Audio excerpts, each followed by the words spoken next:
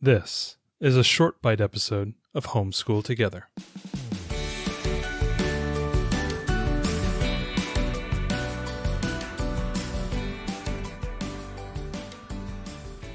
Hello and welcome to Homeschool Together Short Bite Edition. Thanks so much for joining us. Today we're going to be talking about another great board game that Ariel and I have been playing.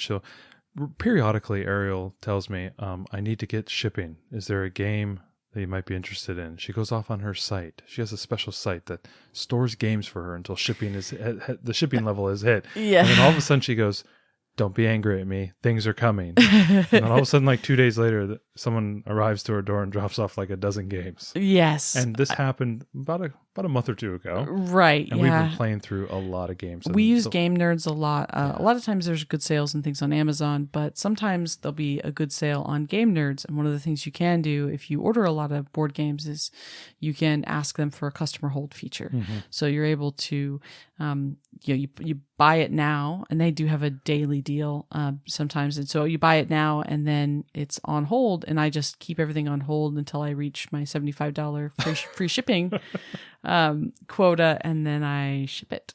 So that's what we're talking about. So yes, the game we talked about today is Tiny Towns. Yeah, this is from AEG.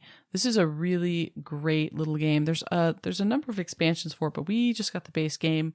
You're basically creating meeple madness with this one. Oh my gosh, if you love like Carcassonne or little wooden you want like items. Lots of little wooden stuff, this game has a giant bag full of them. So what you're basically doing is you have your own little tiny town that's, I think, supposed to cute forest creatures maybe are supposed to live there. Anyways, sure. That's immaterial. So you have this little town, and it's 4x4. So it's a 4x4 little grid. And there are basically 7 buildings that you can build for this town. And each one of them has a really great little wooden meeple. So you can build a cottage or a tavern or a church or a well. And they've all got different little cool, different color and different styling of little meeples. So that's really cool. So what you do in the game is, in order to build one of these, you're trying to get the most points in your little 4x4 grid. So the most buildings and, that have the most points, and each of them get different points. The way that you build buildings is that you have resources on your 4x4 grid in certain patterns. So for example, if I wanted to build a cottage, let's say, I might need a gray next to a blue.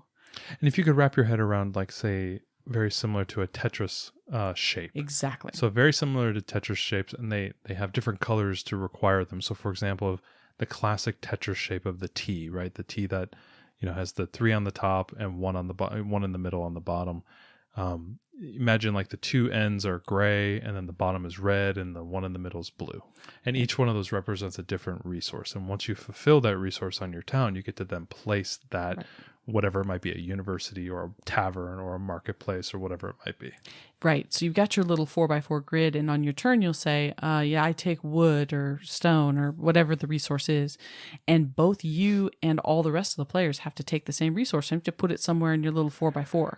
Now you're trying to make these little Tetris shapes that coincide with one of the buildings that you can build.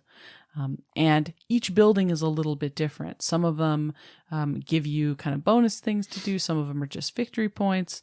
Some of them have to, like, you have to have, if you want to get points for a well, it has to be next to a cottage. There's just some different rules, right, about why you'd want to get whichever building it is.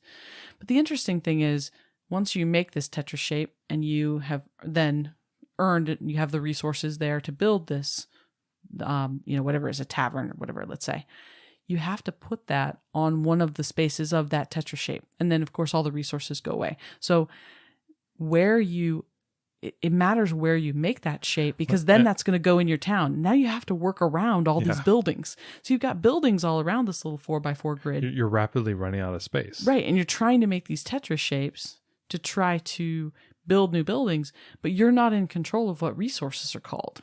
Mm-hmm. And so there's 2 ways to play. You can either play with whatever resource a person selects, everyone has to take the same, or you can draw from a pile. If you think it's going to be contentious, then you can draw from a deck, and then that's a random resource, and that's what everyone takes. So it's really neat. I like it because it's a lot of spatial thinking. Mm-hmm. So, if you've got kids that could really benefit from that. I think all kids really could benefit from that, but especially some of them, just to be able to think kind of broader, like, okay, this is my town. How am I going to plan this out? You've got to think forward. You have to try to plan like, okay, well, I want a well near my cottages. If I'm going to have a church, I need to have it here. I mean, there's lots of strategy with that, which I think is it's super valuable. It's a game that's really tactile too, which I think kids will love playing. I think you could probably play this with a child, probably 7, 8 and up. I think probably 8 and up is going to get it a bit better. Yeah, I agree. I think that's probably appropriate. The base game plays 6, which I really appreciate because not very many games play that many. Although it plays down to 2 as well. Like we played great at 2 with no problems. It can be kind of annoying where a game only allows 3 and above. Or there's a game we're looking at Catan. Yeah, Catan, and Seven Wonders. And we know there's the 2-player editions and stuff like that, but like the classic Catan, you need another person, so it's hard for any of the workarounds. Even when they have a rule workaround like Seven Wonders, they're not that good. Yeah, it's not that good. It feels more like a Band-Aid than an actual version of the game. But I like this one because you can play 2 players, and you can also play up to 5, 6 players. I think it's a nice balance there. Right. I like that it comes with enough to play 6 right away. There's also a mix of those 7 buildings. There's a variety of different cards. So for each type color of building, there's like, I think 4 different cards of 4 different buildings within that type that you could build. Mm-hmm. So each game you can make it unique by having a different selection of buildings. It's really cool. It's one of those games where you have to you have a strategy, but you have to work in the fact that somebody else has called out a resource or you've drawn a resource that wasn't in your plan. And how do you pivot? I think it's really good. This was a really calm game. I really enjoyed that. It wasn't super contentious. There wasn't any of that take that, which I really hate in games.